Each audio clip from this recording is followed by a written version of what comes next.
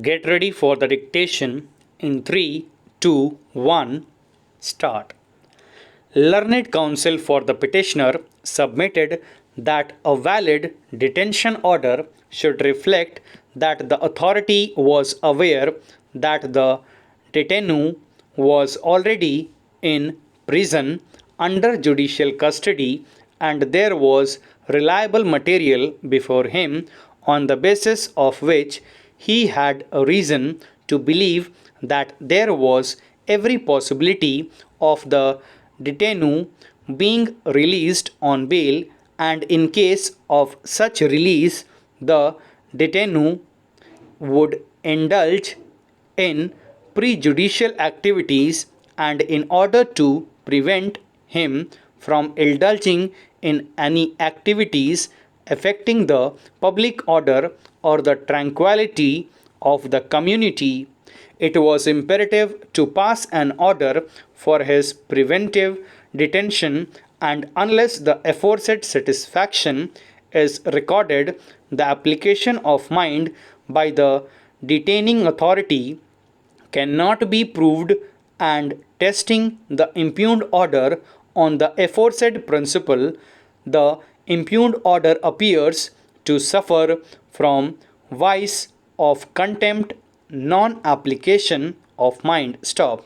Learned counsel for the petitioner next submitted that since on the date of the passing of the detention order the petitioner was already in jail and merely possibility of his release on bail was not enough for preventive detention unless there was material before the respondent number 2 justifying the apprehension that detainee would indulge in prejudicial activities in case of his release on bail. Stop.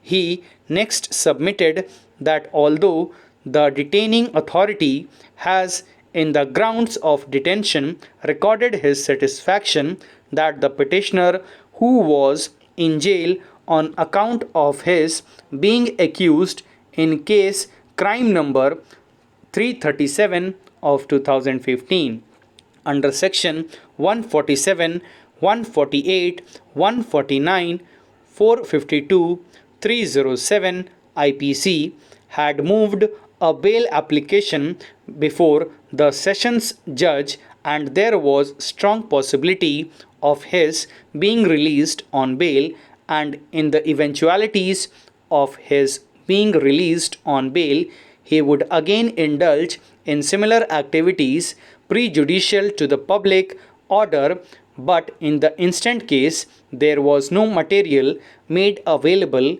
apparent on record that the detainee is released on bail was likely to indulge in activities prejudicial to the maintenance of public order, and hence the impugned detention order cannot sustained and is liable to be set aside. Stop. In support of his aforesaid submissions, learned counsel for the petitioner has placed reliance on Shashi Agarwal versus State of UP and others reported in 1988 1 SCC 436. Stop para. Per contra, learned AGA submitted that the impugned detention order does not suffer from any illegality or infirmity requiring any interference by this court. Stop. He further submitted that there was sufficient material before the respondent number 2 justifying his belief that in case the detainee was released on bail, he would again indulge in activities disturbing the public order. Stop para. We have very carefully scanned the impugned order and the grounds of detention and also the counter affidavits filed on behalf of the respondent numbers 1 to 4 in this writ petition, and we are constrained to observe that no material justifying the apprehension that detainee would indulge in prejudicial activities in case of his being released on bail was placed before the respondent number 2. Stop para.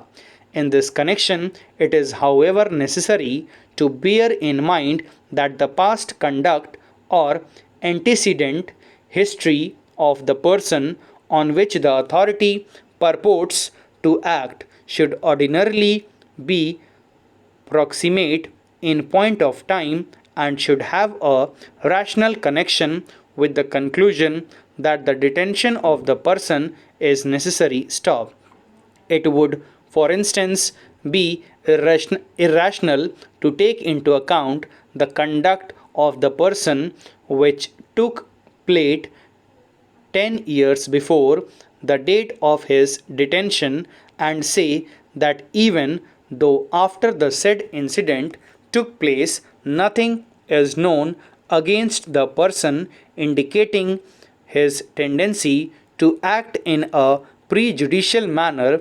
Even so, on the strength of the said incident, which is 10 years old, the authority is satisfied that his detention is necessary. Stop. In other words, where an authority is acting bona fide and considering the question as to whether a person should be detained, he would naturally expect that evidence on which the said conclusion is ultimately going to rest must be evidence of his past conduct or antecedent history which reasonably and rationally justifies the conclusion that if the said person is not detained, he may indulge in prejudicial activities. Stop.